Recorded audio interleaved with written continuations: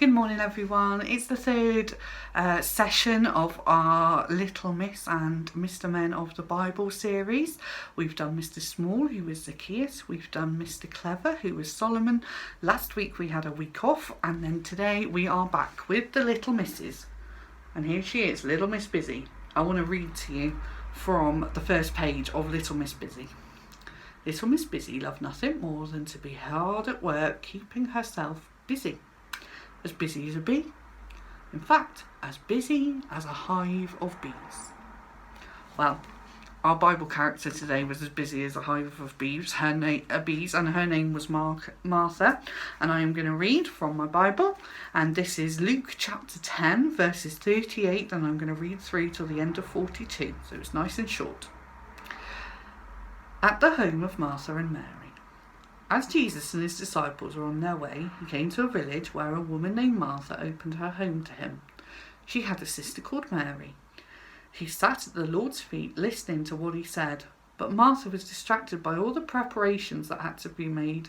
She came to him and asked, "Lord, why don't you care that my sister has left me to do all the work by myself? Tell her to help me." "Martha, Martha," the Lord answered, "you are worried and upset about many things, but few things are needed. Indeed, only one thing is needed. Mary has chosen what is better, and it will not be taken away from her." So, poor old Martha.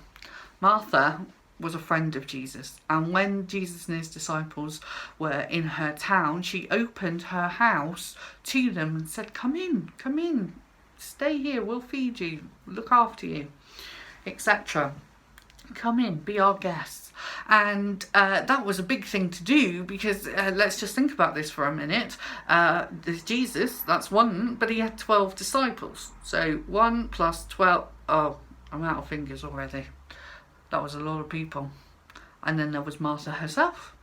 So Jesus, 12 disciples, that's 13. Martha, 14. Sister Mary, 15. There may have been a couple more, maybe the next door neighbours. People liked listening to Jesus, didn't they? So maybe the next door neighbours were there as well. Who knows? But there were definitely 15 of them for dinner. That's a lot of people. That's a lot of carrots that need chopping. Martha got in what I call a flappity. Okay, I get flappity. A flappity is when you are trying to do something and it's quite a difficult thing and you can't do all of it because it's actually a big job and it might be tricky, or people might keep interrupting you, or you might think I haven't got enough time to do it, and all of those things start like pressing in on you. Have you got time? Have you done this? What about that? So-and-so wants this. And you start getting flappity. Now, what happens when you get flappity is that you get a little bit grumpy, okay? You start rushing around, you don't do things properly, and you can be quite snappy with people. Now, what happens to poor Martha is that she's so concentrating on making everything nice for Jesus and his disciples, the food, her house, etc., that's all she's thinking about. And it's a big job and she can't do it. She's struggling to get it all done the way she wants it done. And so what she does is she looks at Mary, and Mary's sat on the floor listening to Jesus. And Martha sees that and she's like, hey up, that's not on. She needs to be helping me. So, what does she do? Because she's in a flappity, she gets a bit grumpy. And she says to Jesus, and I'll read it so you know that I'm not making this up. Okay, this is in the second half of verse 40. She came to him and said, "Lord, don't you care that my sister has left me to do the work by myself? Tell her to help me." She gets a bit snappy with Jesus. She tells Jesus, "Tell her to help me, Jesus." And it's because she's stressed and she's flappity and she's losing the plot a bit, because she's thinking, I've got to cook this and I've got to chop that and I've got to do the other, and then all these disciples have come in, they've all got dirty feet and I need to sweep the floor, and she's lost the fact that Jesus is in her house. She's forgotten. All she sees is work. She sees lots of jobs. She can't see Jesus. She's kind of lost him amongst everything else. But Mary can see Jesus. Mary is like, I need to listen to this guy. He is important. What he has to say is important. He is more important than the dinner. He is more important than the cleaning. I need to concentrate. And so she sits at his feet and she listens to him. That's what Mary does. And Martha is cross. Why are you sat on the floor not helping? And Jesus says to Martha, he says, Martha, Martha, you are busy and distracted by so many things. That's what it says in the Bible. But actually only one thing is important. And Mary has chosen that. She's chosen the right thing. And it won't be taken away from her. And what I think he means by that, by saying it won't be taken away from her, is I'm not going to tell her to come and help you, Martha, because she's chosen the right thing. She's chosen to listen to me, and you have chosen to get distracted by everything and worried about everything and stressed by everything. And Mary has chosen the right thing. I don't know about you, but at the moment there is a lot, isn't there, to think about and worry about. There's lots of things on the news that's upsetting and worrying. There's lots of things that change every day. You can't go in a place, then you can go in a place. You can have this many people in your house, but that many people in your garden. You can't have a birthday party. You could have a birthday party. You can't go bowling. You can go bowling now. Everything's changing every day. It's very confusing.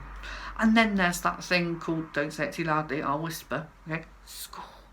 Yeah, school's coming.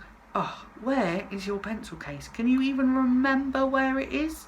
No. Do your shoes fit?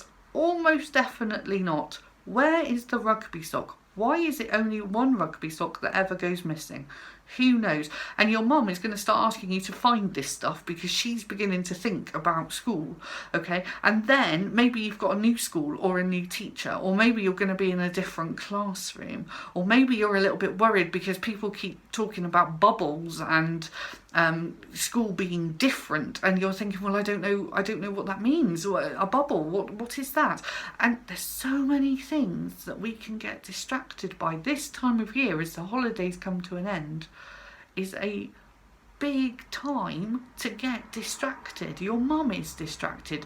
Your mum is mainly thinking of name labels and how many name labels she has to sew on. Your dad is thinking, how much are 3 new school bags going to cost me? That's basically, you asked them. Mum is worrying about labels. Your dad is worrying about how much school bags cost.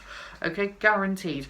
And there are so many things to think about, and particularly with COVID-19, there's extra stuff going on. And then maybe there's just other things in your life. Maybe someone you know is poorly.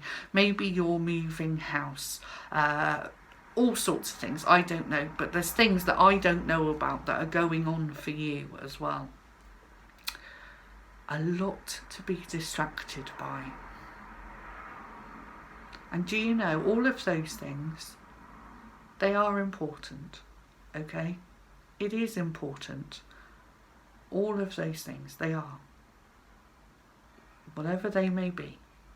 School is important, your family is important, okay? And God cares about all those things, He does, okay? And we'll be praying for you as you go back to school at church, okay? We'll be praying for you because God does care about all that stuff. But if He was putting it in order, the thing that needs to be number 1 is Him. And I tend to find that if I bring all the things I'm worried about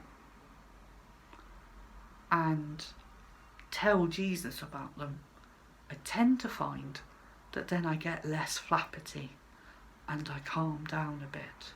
So I bring my list of things that I'm worried about, and my list is long at the moment, very, very long.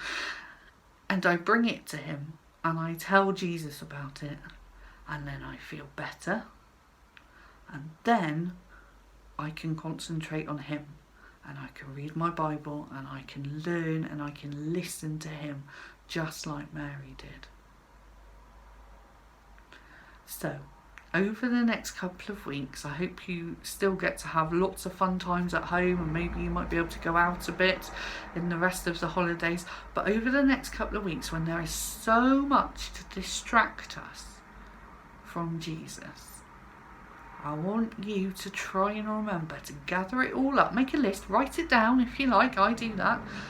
Here, Jesus, this is my worry list. This is what I'm flappity about, like Martha was.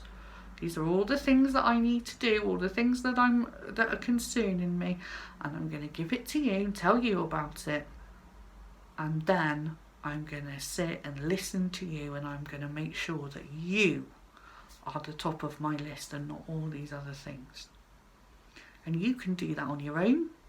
You can do that with your mum or dad, or someone else that you know you can trust. And if you don't have someone that you feel comfortable doing that with, then make sure you get hold of me, and I'll come and pray with you. Okay, but I'm sure that lots of you can find someone to pray with, or pray with each other. That's a great idea. Brothers and sisters, pray together. Okay, make sure you tell Jesus about all the things that you're worried about. Just like Martha was. Martha had a big list of all the things that she thought she had to do and that she was flappity about. And Jesus said, Martha, I'm more important than those things. Come and be with me. And that is what he says to us. He says it's okay. Starting school's okay. I know about that. That's okay. Come and be with me. I'll be with you when you go to school. That person's sick. I know about that. Tell me about them. I know about them. I'm going to be with them while they're sick. I'm going to be close to them while they're poorly. I know about COVID-19. I know it's happening. I know it's scary. I'm going to be with you through it. I know you're in a different classroom or in a different building. I know you're not with your teacher that you know, but I'm going to be with you through it. Focus on me. That's what he says to you. Let's pray. Father God, we thank you that you care about all the things in our lives that we're worried about. Help us not to be distracted by them so much that we forget about you. Help us to bring those things that we're worried about to you, tell you about them, and then leave them with you, and then concentrate on making you number one in our lives. Amen.